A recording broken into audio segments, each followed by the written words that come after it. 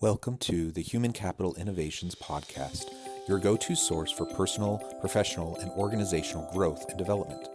We hope you tune in often for all things people management, organizational development and change, organizational leadership, and social impact related.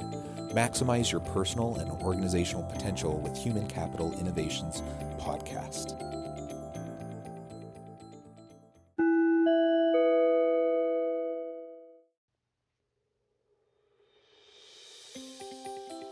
Welcome to the Human Capital Innovations Podcast. In this HCI podcast episode, I talk with Josh Bersin about his new report, The Definitive Guide, Employee Experience.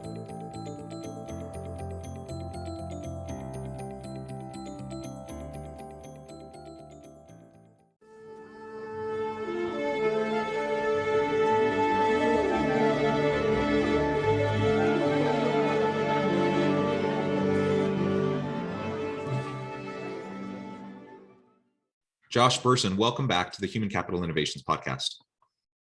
Thank you, Jonathan. I'm happy to be here again. Yeah, it's great to be with you again. We had a chance to chat maybe 3-4 months ago about your inclusion report that came out from the Josh Bersin Academy. Today, we're going to be focusing on the new report, The Definitive Guide, Employee Experience, which to my understanding was just released yesterday. And I'm super excited to talk through all of the key points from that report and the research that you and your team have been doing. As we get started, I wanted to share Josh's bio with everyone.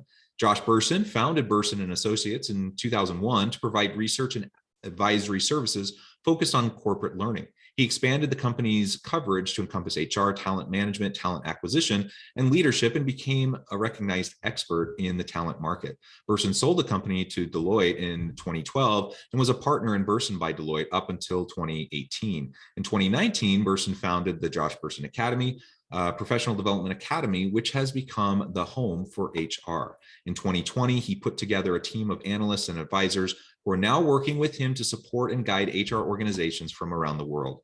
Recently published research covers topics such as business resilience in the pandemic, HR technology market trends, and diversity, equity, and inclusion. He is frequently featured in publications such as Forbes, Harvard Business Review, HR Executive, The Wall Street Journal, and CLO Magazine. He is a popular blogger and has more than 800,000 followers on LinkedIn, which is incredible. And all around, just a humble, good guy. Always a pleasure to talk with you, Josh. And anything else you would like to share with listeners before we dive on into the conversation? No, I mean, only that I really feel honored to be part of this profession. It's been, the greatest, kind of joy of my life to be able to do this for the last 15 or 20 years. So thank you for, going through my bio in such great detail. No, it is a great profession, and there's a lot has changed over the last couple of decades. I'm a couple decades into this, so I was just kind of a newbie when some of the transformations were starting to occur. And that honestly is really what attracted me to the field of HR. And I've loved seeing the continued developments and movements, I think, which, for the most part have all been for the better, for the profession and for organizations, for leaders, ultimately allowing us to better maximize and utilize the human capital capacity of organizations in meaningful and sustainable ways. And I think that's probably what the crux of your report is all about as we focus in on employee experience. Mm-hmm. So as we dive on in, I just wanted to share a brief little descriptive blurb that was sent to me about the report. It says, employee experience has evolved from a niche topic that only the most forward-thinking CHROs worked onto the C-suite priority. The report crystallizes the key best HR and HR tech practices CEOs need to embed into the organization to deliver excellent employee experience. Most significantly, the report finds that while technology is important, trust in leadership, transparency, and inclusion are what really moves the needle here. And it outlines 6 key areas: focus on trust, transparency, inclusion, and care, the importance of a supportive culture, innovation and sustainable growth depending on equitable rewards and building communities at work, consistent mission-first people investments in any business climate to improve business performance, the employee experience excellence leads directly to increased profit, and HR capability and the right technologies are vital to great employee experience. So we're going to kind of systematically go through these different topical areas as outlined in the report, which is a really great resource, and I'll link to it in the show notes so that that anyone listening can go there and find out more details. And I know, Josh, you just released a podcast episode as well, and some other resources to go along with the report. So as we dive in, Josh, first, anything generally you would like to say about the report, the origins, like how it came about, and then we can dive on into those 6 points. Well, yeah, I've been thinking about this and working on this for a long time, many years. And back when I was at Deloitte, actually before I was at Deloitte, we came up with this model we called Simply Irresistible, which we now call the Irresistible Organization. And at the time, what I was trying to do is demystify this whole vague, mushy thing called employee engagement, which goes back to, Gallup, do you have a best friend at work, or, the annual engagement survey and so forth. And my, non-educated perspective at the time was, wait a minute, that's a very nice number, but there's a whole bunch of very, very specific things that people want out of their jobs. Why don't we just figure out what those are? So anyway, I did a lot of work on that at Deloitte, validated that model many, many times with many, many companies. And what we did this time for this study is we went out and we asked almost 1,000 companies how well they were doing 90 different things, roughly 90 different things, got all sorts of data back, and then correlate that against financial performance, innovation and growth performance, and human capital performance, and came up with a stack ranked list. And sure enough, at the end of it all, trust came out as number one. So, and a lot of other things. So it's been a really interesting journey for me. And I've been, working on this for, probably a decade. So, but this report was designed to simplify and clarify the topic, and also show people that it's really an initiative, not a single program that will probably be with us for a long time to come. And it's not only owned by HR, it's IT, it's finance, it's facilities, it's health and safety and legal, all involved in it. And it's also a reflection that the world we live in now is one where most of the routine work has been automated, and it will continue to be automated. So the human part of work is the value creation part of your company. So it no longer is an engagement problem. This is really a strategy. The better your employee experience is, the more innovative and creative and execution oriented you will be. So that's really what we tried to do in this report. Yeah, thank you for that background. And you're absolutely right that, there's so much that goes into this kind of mushy term of employee engagement, and employee experience is really an effort to hone in on that a little bit more specifically. I'm also curious what the genesis was for the 90 elements that you surveyed out to the 1,000+ companies. Well, it wasn't as scientific as you might think. It was me, Kathy, and other people here digging through all of our conversations with hundreds of companies over many years and saying, well, what about this? Let's ask people about that. And then, of course, we had Microsoft who helped us with this project. So they said, well, we want you to look at this piece of tech and this piece of tech and knowledge management, on and on. So we got lots of input. I'm sure we left out a few little things, but I think we covered almost everything you could possibly think about. That's a lot. Yeah, that's a lot of things. So excellent. And like you say, collecting all that data, running all of that analysis, and what comes back is something that I would have guessed would be among the top most important things. And that is trust is foundational, right? Trust is so important. And so your number one summary finding from the report is, focus on trust, transparency, inclusion, and care, all of which are those people, human-oriented elements that you can't automate, you can't, easily replicate with tech. And that's the value added proposition of an employer with their employees, to be able to create that kind of an environment. So I actually, I mean, maybe it's confirmation bias on my end, because, you know, I love HR and those elements, but it's validating, you know, to hear that as a key result from this report, that yes, trust is key. Well, and it's Trust is so interesting, important. if you look at the data in the report, it's on page 32 for those of you that have downloaded it.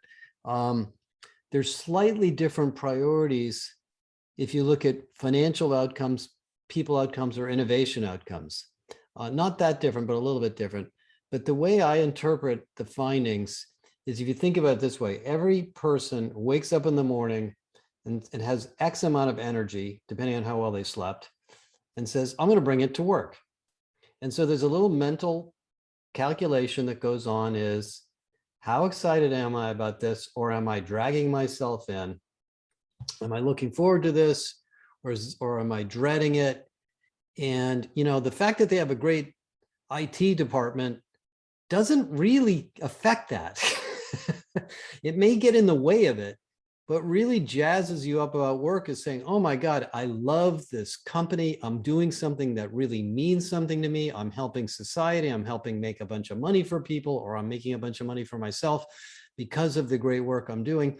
You know, it makes perfect sense. And then all of these other things, growth management, job design, tech, well-being, are really supporting acts to that. So what comes out of it is, and you know, and the reason trust is so important is people are very nervous about society, global warming, income inequality, diversity, racism, political instability. We're in a weird economic cycle where most people are a little bit uncertain about a lot of things, and they want their employer to be a safe place as a refuge from a lot of strangely uncertain things in the normal non-work part of their lives. So the companies that provide that are really outperforming. They're getting great people, and they're getting great performance out of people. So that's, to me, the interpretation of the data. Yeah, thank you. And yeah, absolutely. That's been my personal experience, as well as my experience when working with organizations, talking with executives, that ultimately, when you create that transparent environment, a trust orientation within your workforce, where there's mutual accountability and trust, then things just tend to run more smoothly. People thrive. And not to say that there aren't organizational challenges. Of course there always are. But you're better equipped to deal with the challenges as they arise, rather than having all the skepticism, all of the pessimism, the change fatigue, you know, all those elements that come into, you know, organizations that don't have a great employee experience, who don't have that trust element.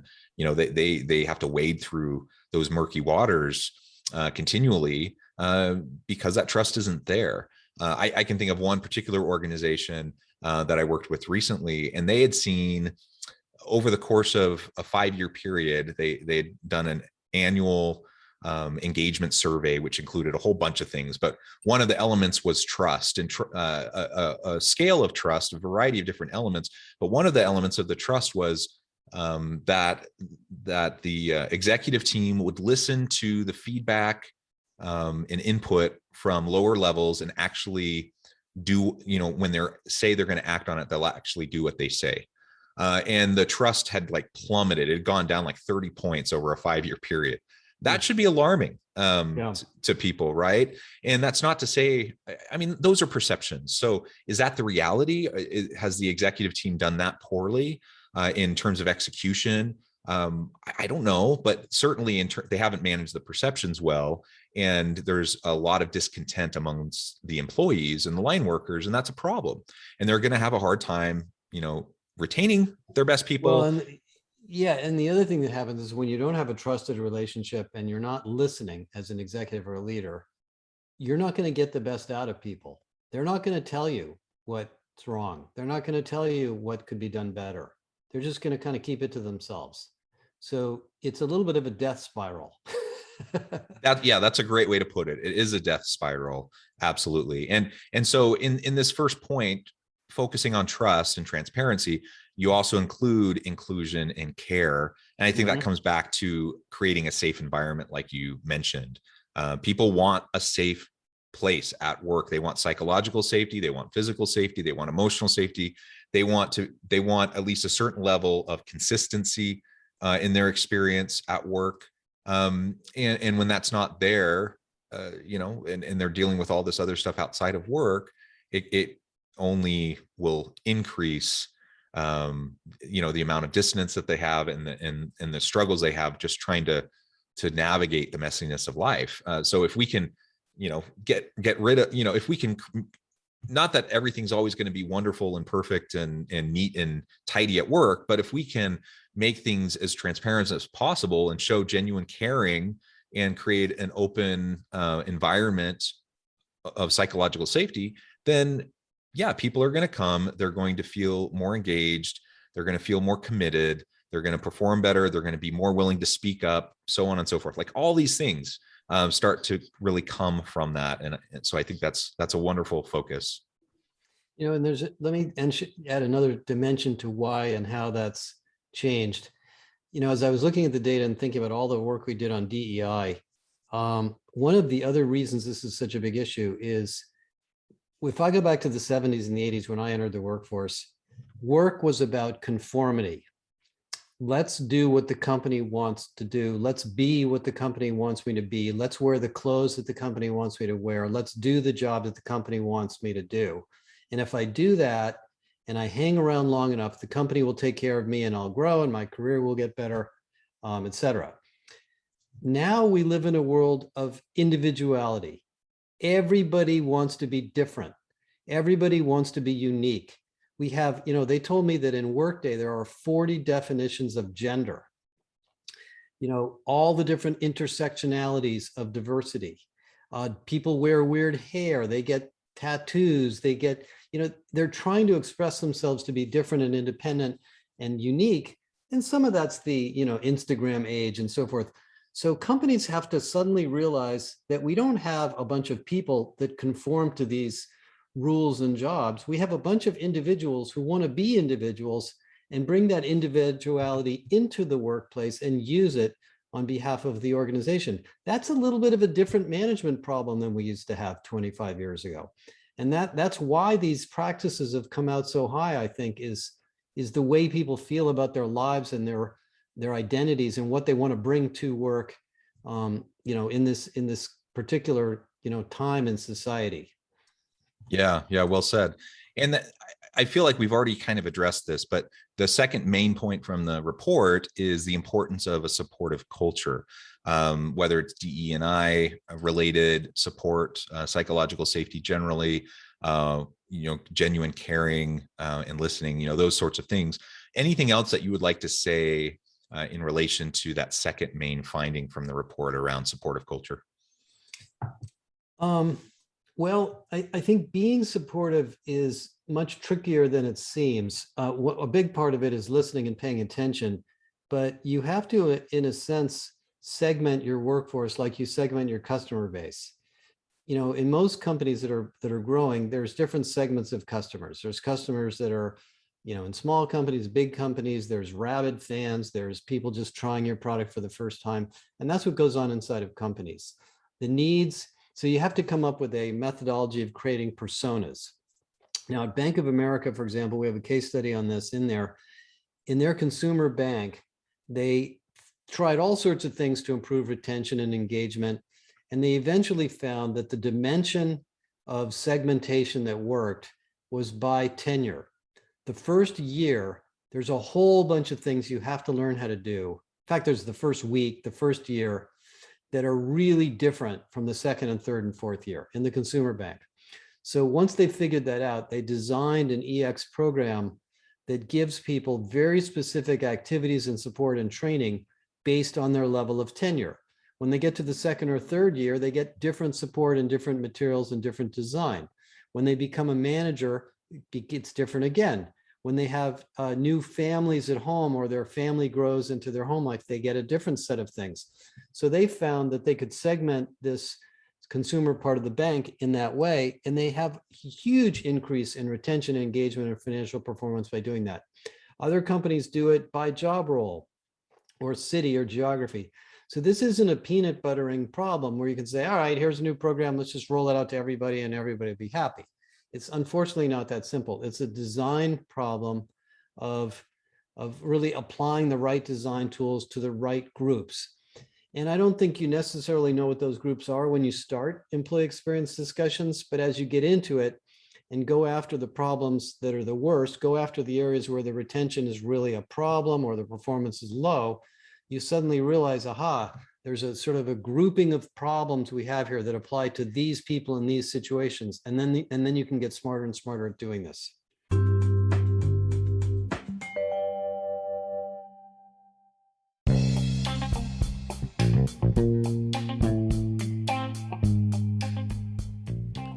I'm excited to announce the publication of my new book from HCI Press, The Alchemy of Truly Remarkable Leadership: Ordinary, Everyday Actions that Produce Extraordinary Results.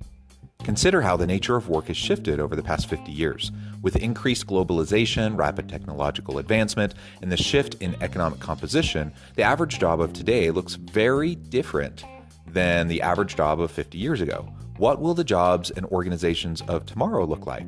Moreover, what does this all mean for organizational leaders? What are the core competencies and capabilities of organizations and their leadership that are prepared for continued disruption and geopolitical and socioeconomic shifts? Regardless of what the future holds, increasingly, leaders need to be socially minded, data-driven, decisive, champions of talent, and disruptors of the traditional notions of leadership, teams, organizations, and work. The Alchemy of Truly Remarkable Leadership will help you to explore your own leadership competencies and capabilities and consider ways to apply and implement them into your workplace and personal life.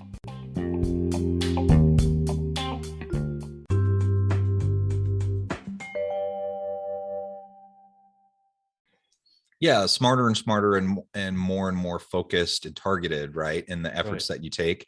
I think that's a really important point. Because we are unique individuals. You summarized that very well just a moment ago. We have varying needs and desires and wants and things that we hope to get from the workplace. And so, yeah, we have to better understand through data and metrics what's happening within our teams, within our groupings of different subgroups of people, and then target programs, initiatives, outreach, conversations, whatever, all those things to make sure that we're taking care of people the way they need and want to be taken care of. Right. I think that's that there's no shortcut to it, I guess, is the point. Yeah, well, the other thing I would add is that I believe that making people feel better is not necessarily the goal. The goal in EX is to make people productive. Right. They will feel better as a result of being productive. So I don't think it's piling on, let's give people yoga classes and then, well, they don't want the yoga classes if they're working 90 hours a week. What they really want is to work 40 hours a week and get their jobs done. So I think there's this coin, which on one side of the coin is productivity and the other side of the coin is engagement, and it's the same coin. So flip it over and stop thinking about engagement so much and think about productivity, and the engagement number will go up. So a lot of this is a little bit more industrialized thinking of engagement around, how are we going to make this job easier for people?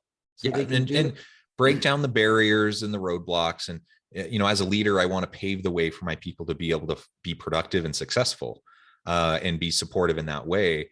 And I agree. Well, like when I think about myself, if I'm being productive, if I'm accomplishing things, if I'm having good outcomes, I'm pleased, I'm happy, I'm satisfied, right?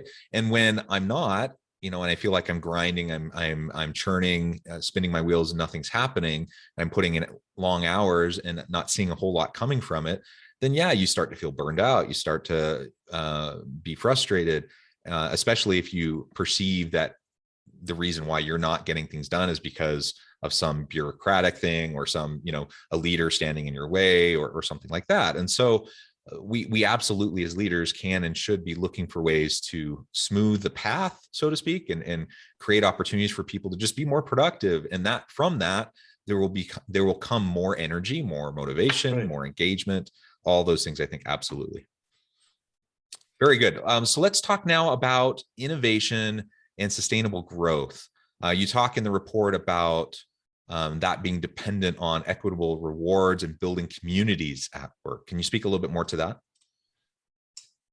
Yeah, it's interesting how this idea of communities and social relationships comes up so much. And one of the things people have talked about a lot during the pandemic is because we're not in the office, we're not spending enough time together, we're not having communities.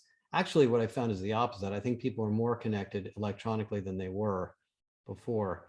But what it means in EX is the fact that companies are essentially little societies.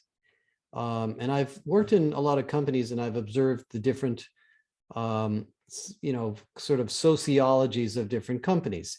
In some companies, it's heads down, get your work done and stay out of trouble. And don't cause any interruptions because this company is growing and moving very fast and you need to be part of the freight train. In other companies, it's take really good care of the customers, take really good care of the people, take really good care of each other. For example, in healthcare providers, if it takes a little bit of extra time, take the time. If it takes a little bit of extra money, spend the money because healthcare or personal care or customer care is number one. In other companies, it's all about creativity. If you're not innovating, if you're not constantly coming up with new ideas, if you're not challenging authority, then you're probably not doing your job. And people fit into those different cultures in different ways. So, what you find out in the EX, data is that social relationships and a feeling of belonging are very high. Now, not everybody feels like they belong in every kind of company. I've talked to a lot of companies that I would not feel good in. I would not, they can do all they want. I wouldn't want to belong there because I don't think I fit that culture. So I think you can't really do an EX project without having a serious and honest and sober reflection on where do you fit? And by the way, are we hiring people who want that? Because if you hire somebody who doesn't want the culture you have, they might like all the metrics and the pay and the job and the role and all that. They're not going to stick around. So this social or societal culture of a company is part of EX. And I think most people who work in EX just have to be sensitive to that because that will underlie many of the decisions you make as to how to solve some of the problems. Yeah, I think so. And actually that seems to feed into the next point as well with consistent mission first people investments and just finding alignment, right, between my values, my meaning and purpose and what the organization is going for. You have to have that alignment to have sustainable innovation and growth over time, to have those communities mean something in the workplace.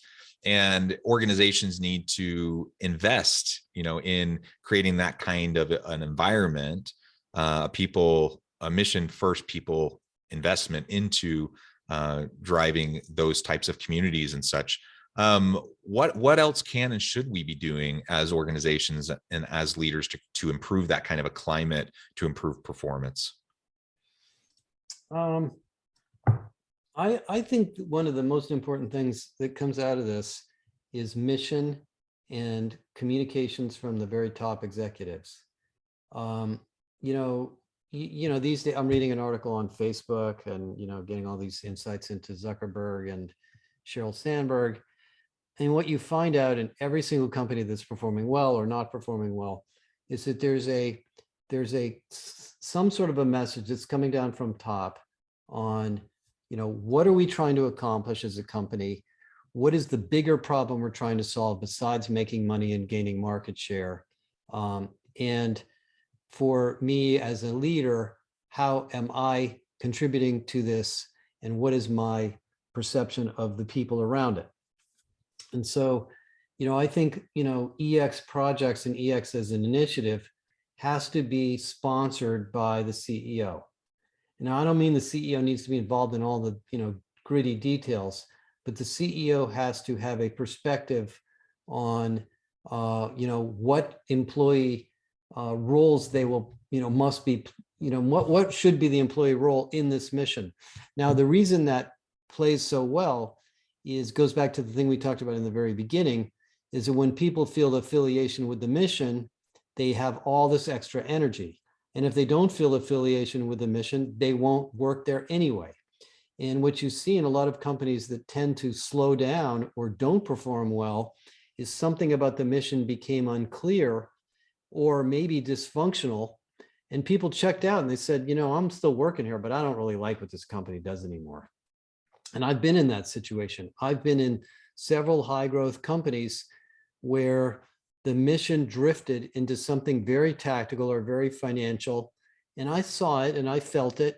And I continued to work there for a few more years, but my heart wasn't in it until I could find the next thing. So I think that's another area here, is that leadership focus on the mission is important. By the way, I think companies should revisit their purpose pretty regularly because it changes. I talked to a bank. There's a very, very successful bank in Western Canada. And I met the head of HR there, and she's part of the leadership team. And she said to me, I said, well, how do you guys define what you do? She says, we're here to make families happy. I said, what are you talking about? You're a bank. She says, yeah, we know that. But we really believe that when families have financial security and financial safety and financial fitness, they will be better families. And we're a family-oriented company, and we know we work in a lot of small towns where most of our customers are small, family type of individuals or families. That's our thing. That's what we do. And if you don't like that, you don't have to work here. Yeah, we sell them credit cards and checking accounts and all that stuff, but that's not really our business. That's really the way we fulfill this mission. It turned out their Glassdoor ratings, their employee engagement rate, they're off the charts. Everybody loves working there. Every article ever written about this company is about how excited everybody is to work there. I've heard this story over and over again. You need to constantly revisit that and communicate it on a regular basis so people really feel committed to the organization. Yeah, excellent. And driving that ongoing commitment, I think, is so vital, and getting past the compliance orientation that so many organizations seem to be focused on. I see that so often. And while compliance certainly to employment and labor law is important, and there's various regulations you have to follow, of course, but when a company culture becomes overly compliance oriented, then you get people who are trying to check the boxes and trying to do what needs to be done. They will comply, but it's more of a fear-based orientation rather than something that's more purpose-driven, and that will drive the commitment. That will drive people waking up in the morning, getting excited to go to work, excited to come in. Now, it's not an either or. Of course, you can still do compliance stuff and dot all the I's, cross all the T's that need to be done, but it's a fundamentally different kind of an experience and a culture when you focus on that kind of a dynamic climate as opposed to just going for compliance. Now, we've already talked about the fifth point, but if you have anything else you would like to add on, EX excellence leads directly to increased profit. There's so much research on this, and your report points this out again, that this isn't just about the warm, fluffy, like, let's sing kumbaya and everyone be happy to be at work. This is like really meaningful bottom line impact for organizations when they can invest in their people and have good employee experience. Anything else you'd like to add to that? Yeah, I think it's a little bit different from that. It's not only that you're investing in your employee experience. It's that when you focus on employee experience, you get smarter and smarter and smarter about what people are doing and what we can do to make it better. See, I think companies are continuously in a journey of re-engineering themselves to make themselves more productive and more profitable every single day. There's a new tool, there's a new business model, there's a new business we want to get in a new geography. What can we do to make it better? EX should be underneath that. The EX team should be able to go to the business unit head and say, hey, did you know that this group is wasting a whole bunch of time on such and such? Why are you asking them to do that? or this system is so hard to use, everybody's wasting their time or not using it at all. Those are really business, performance issues. So good EX teams start with all this HR stuff, and then all of a sudden they realize, wow, there's all sorts of just general business process opportunities for improvement. I was just writing an article today. There was a project that Pepsi did in the beginning of the pandemic. It was sponsored by HR. It was called the Process Shredder. And what they did is they put together a crowdsourced survey to ask people, of all the things you're wasting time on, what is one thing we should get rid of? And so they had like thousands of people fill this thing out. They upvoted on each other's suggestions. And the number one practice that was getting in people's way of getting their jobs done was performance management. It was all of the talent reviews and calibration sessions and meetings and forms that people were filling up. So the HR people look at this and they're like, we were planning on redoing that in a couple of years. Maybe we better fix it now. So they just started scrapping stuff and made it simpler. And along comes the pandemic, and it turned out to be perfect timing.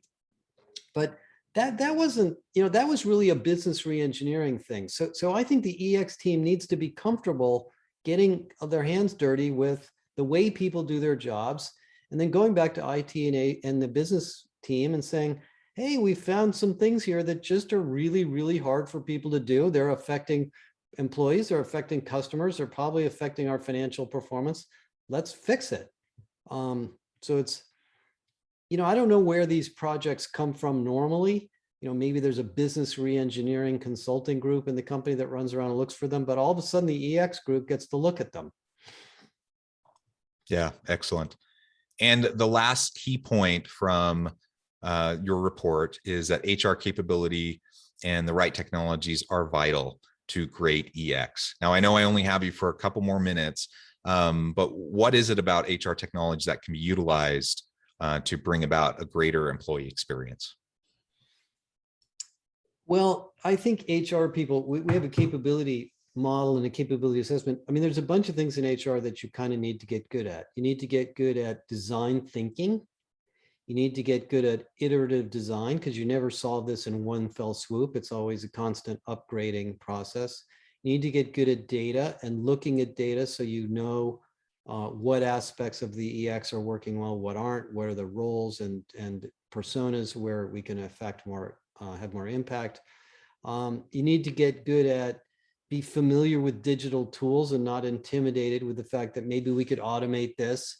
Maybe we could put a chatbot here. Those are not, really that difficult things to do, but you need to be okay with that. And then I think you need to be reasonably familiar with the general disciplines of HR, of how we recruit and develop leaders and assess people, because those will come up as supporting acts in the EX journey. So I think great EX, leaders and practitioners kind of need a good set of domain expertise in HR. We call it the full stack HR professional, where you're aware of the whole stack of issues in HR, but particularly design thinking, data, and analytics come up very, very high as disciplines that are needed in the EX project. So that's an area of things that are particularly acute right now. Yeah. And the report gets into so much detail on this point, and we don't have the time today, unfortunately, to dig into that more specifically, but I definitely will refer listeners back to the report. Well, Josh, it has been a real pleasure. I really appreciate your generosity with your time. Before we close today, I just wanted to give you a chance to share with listeners how they can get connected with you, find out more about the Bersin Academy, and any final word on the topic. Well, I thank you for the opportunity, Jonathan. I think it's a big new domain. It's not a project. It's not a tool. I would be wary of all the vendors selling employee experience systems, and they're all great for different reasons. It's essentially a design project. So consider yourself now a designer, and you're going to be designing employee experience solutions for many years to come. You're going to be working in a cross-functional team, and your skills will have to be improved to get good at this. But it's really one of the greatest opportunities for people in HR. So I'm really excited about the fact that it's happening. And, we're going to keep at this. We have the report, which has got tons of information and a maturity model and a diagnostic. We're putting together some design guides, which you can use with your team to sit down and look at designs. And we have all sorts of case studies and other tools to help companies. So, please call us if you'd like to get some help on the whole project. And I think we'll be working on this for many years to come. Thank you, Josh. It's been a pleasure. I hope to have you back on the podcast again in the future. And I encourage listeners to reach out, get connected. As always, I hope everyone can stay healthy and safe, that you can find meaning and purpose at work each and every day. And I hope you have a great week.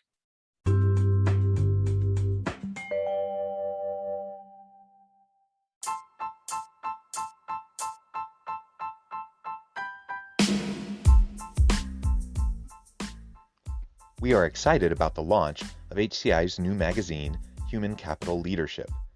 Human Capital Leadership is a free, interactive e-magazine designed to help individuals, leaders, and organizations find innovative approaches to maximize their human capital potential.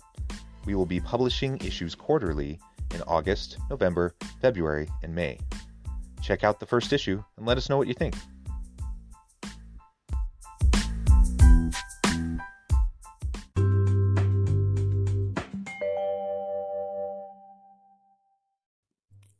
Thanks again for joining us for this episode of the Human Capital Innovations Podcast. I hope you stay healthy and safe and that you have a great week.